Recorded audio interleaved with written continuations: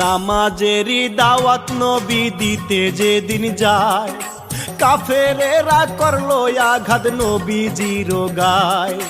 তবু আমার দিনের নবী নামাজ ছাড়ে নাই, সেই নবীজির উম্মত হইয়া কেমনে ভুইলা যায়।